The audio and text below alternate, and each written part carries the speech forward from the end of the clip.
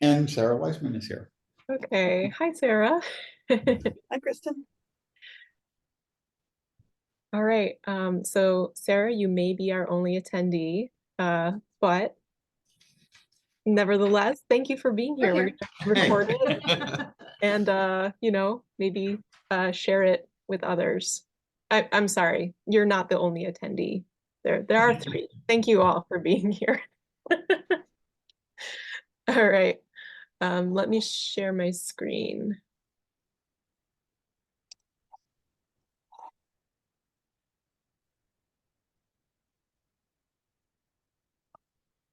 All right. Thank you all for being here. I wanted to just start with a bit of a land acknowledgement because the land is so integral to everything we do at Rice Creek Field Station. So like the university, we want to honor the fact that the Onondaga Nation, these were the original stewards of the land where our field station now sits. Okay, so some opportunities at Rice Creek for you and your class.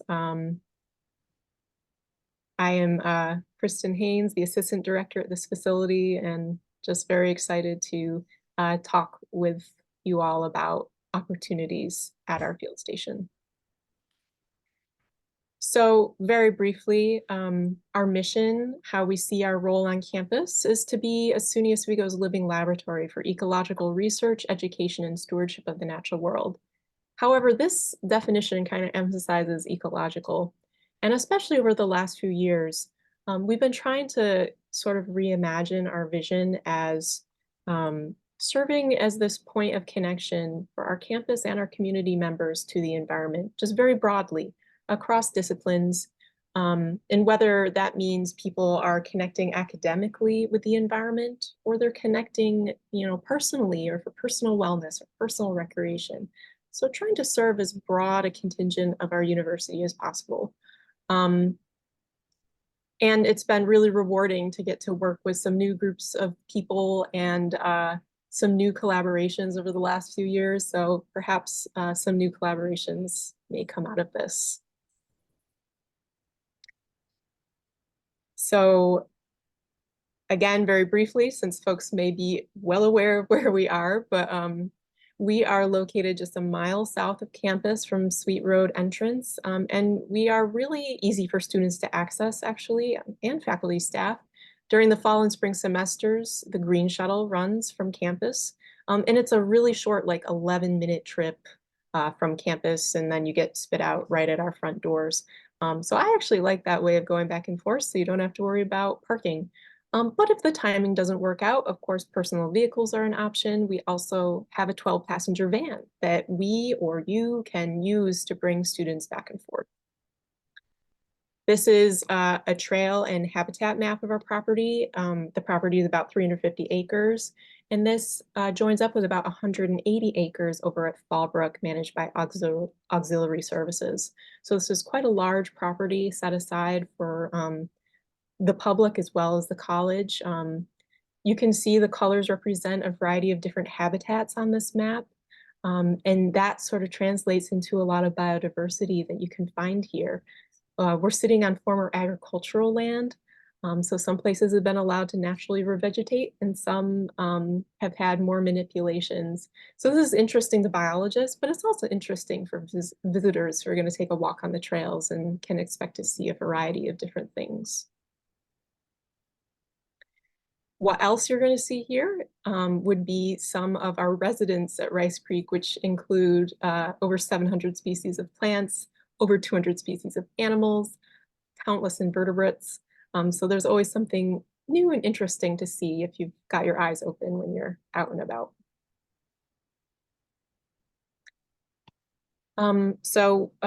I mentioned the trails. We have 5 miles of trails. 3 of them are about 1 mile long. 1 of them is about 2 miles long.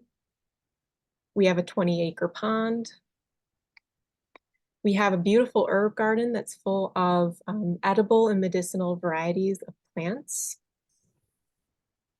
We have a pavilion, which is a fully wired outdoor classroom space. It's got Wi-Fi plugs and lights, so this can be used in a number of flexible ways. We have an astronomical observatory. This is used both academically and for public programs. And we have 3 classrooms that have lovely panoramic views of the surrounding landscape. Oops. Okay, so first I'm going to start with some opportunities for your class, your student organization, or your department. So kind of work-related opportunities. So first is that you could host your class at Rice Creek. So there might be a perception that only biology or zoology classes are normally held here. But we have worked with faculty in the past from other disciplines who wanted to host their class out here, and we are very open to that. We're very welcoming for that. We have 3 24-seat classrooms. We have visiting office space for faculty to work while they're here. We've got printers and copiers, so it's probably everything you need in a microcosm is out here. And again, your students can come back and forth with the green shuttle. So it's for those who want some sort of a different experience or who want that easy access to the environment. It's a really nice space for courses. Instead of committing to a whole semester, you could also visit Rice Creek. We offer building tours. We do offer custom programming for groups. For example, you could bring your class or your department to go snowshoeing or paddling, or we could do a guided nature walk. We can also do some specialized programs, like we had a request to do a walking meditation with a wellness class of students. So one of our naturalist staff members led that. You could bring your own plan and use our outdoor space for labs and class activities or projects. So, one example of this would be like film classes or writing classes where these classes have done a sort of a field trip out to Rice Creek and had an activity related to, our space. Or we can visit you, so virtually or in person. If you would like your department or your class to know more about opportunities out here, we're very happy to visit you. Hosting a meeting or retreat. So we have become actually a pretty popular site for departmental retreats. It's a very peaceful location. It's nice to get off of campus. Depicted here is sort of like, I guess, the fancier or more formal end of the spectrum, where we're happy to work with CTS and campus catering to really customize the space for your needs. Some are very informal, and groups just want to reserve a classroom and get to look at the bird feeders while they have their retreat or meeting. So yes, hosting your meeting or retreat. Likewise, if you work with a student organization, maybe you're like an advisor for one, or you offer programming for students, we are a space that you can reserve and use.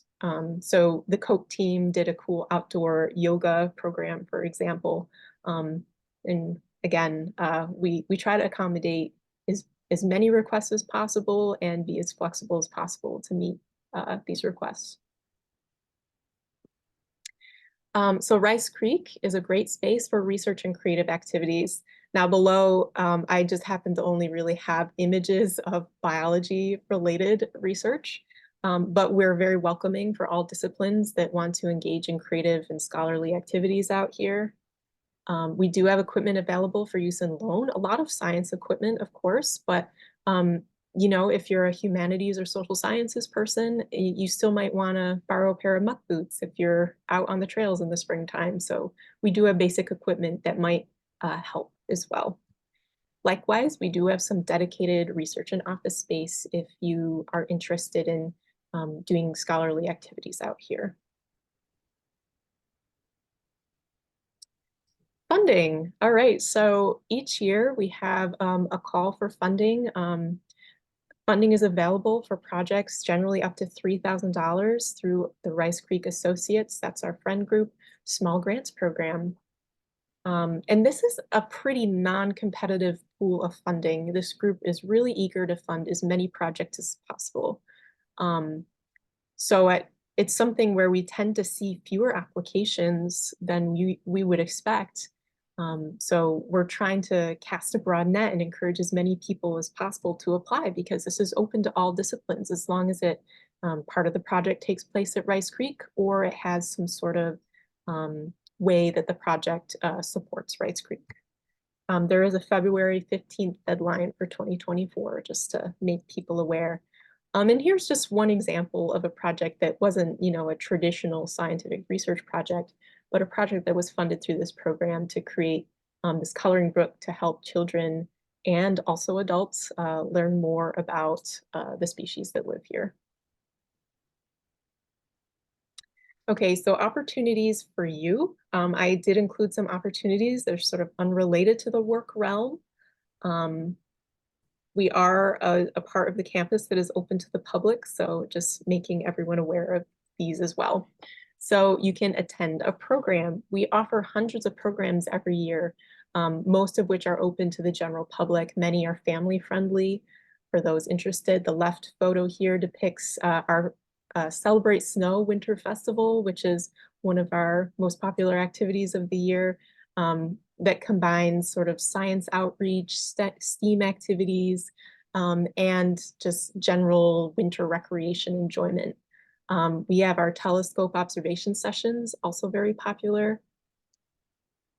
We are now through the Laker Thrive series. Oh, there's a typo there. So Laker Thrive series offering some faculty staff specific programs. So this spring, you can keep your eye out for some opportunities to go snowshoeing and to go paddling once temperatures get a little warmer. We do have a monthly email list. So if you go to our Linktree/Rice Creek or follow the QR code, this is sort of the header example of our monthly email list. We try not to overwhelm people with emails, so we just keep it to once a month if you'd like to stay on top of our programs.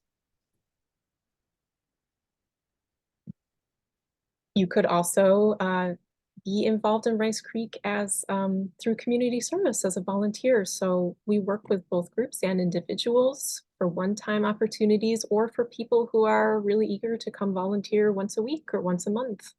And maybe they have a specialized interest or specialized skill set that they want to share. You could also contribute to service by joining in Rice Creek Associates, the friend group of Rice Creek. You can join for as little as $10 or $15. You receive a really nice newsletter, and you can get tied in with a group of people who care about the mission and work to support it.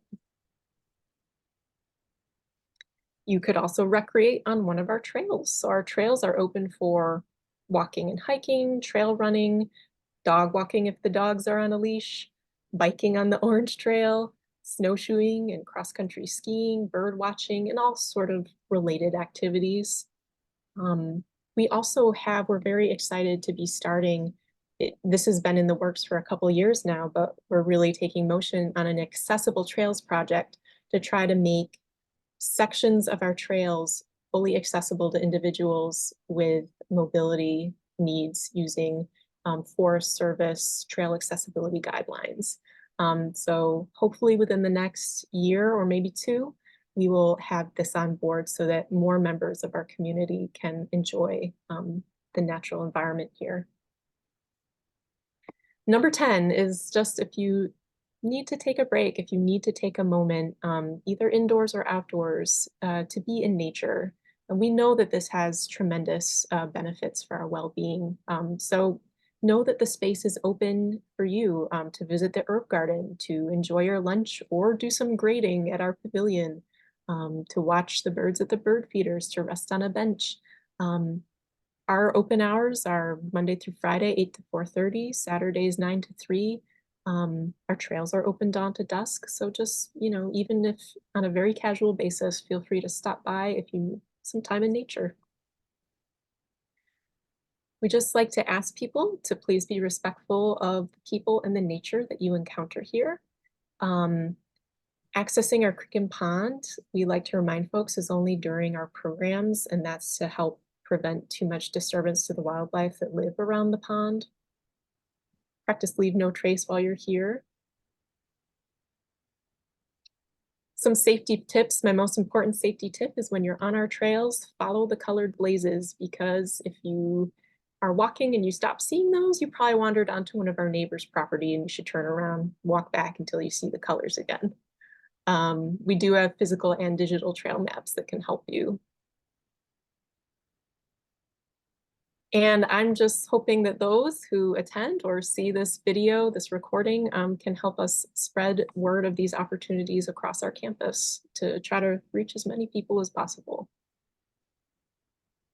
So thank you. I have my contact information below. You're most welcome to reach out to me to talk about any of these opportunities, or our general Rice Creek email is there below to rcfs@oswego.edu. Yeah, thank you everyone, and I'm happy to take any questions if, you know, our few brave attendees have any. Yeah, Sarah. Okay, thanks, Kristen. This was really informative. I'm really glad I attended, so thank you. I have a couple of questions. So one is the classrooms, the 324-seat classrooms. Are there any scheduled classes any classes that are scheduled, any regular classes that are scheduled in those classrooms? Yes, we have usually somewhere between 8 and 11 classes, like class sections that are held here in a given semester. So there is use, but there are definitely gaps for adding some classes. Okay. And how often does the green shuttle, how often does that run? It runs every half hour. So it does run pretty frequently, though not always lining up with the start or end of classes. So usually students end up using a combination of the shuttle, carpooling, taking individual vehicles. And just back to the classes, are they biology classes, or like what classes are held there? It's mostly biological sciences, though we have had certain other classes, like we had an environmental film class, we had an astronomy class that was taught out here for many years. Yep, so that's what's currently being offered. Okay, I have one more question too about the community service opportunities you talked about. You said they're one-time or ongoing. Are they only for groups, or can you take individuals, and do they run in the summer? Great questions. Yes, these opportunities would be year-round, so they definitely run in the summer. And yes, we take individuals as well as groups. So yeah, we're very flexible. Sometimes, especially students are just looking for like a one-off volunteer opportunity on an individual basis. But we also have some volunteers who come, you know, every week and support the field station in, you know, a specific way. Mm-hmm. And how much advance notice do you need for volunteers who are coming like on a one-off basis? On a one-off basis, we don't need much advance notice. Usually for our students, we just ask for about a 2-day notice, and we have a little sign-up form. Okay. I'll stop asking questions now. The time's up. No, Good thanks for your question. questions. Yeah. Thanks so much. Thank you. Yeah, my pleasure. Thank you for the opportunity. And thanks, Sarah. Yeah, thanks, Kristen. This was great. I will tell other people to watch the video for sure. It was wonderful. Great, thank you. Bye.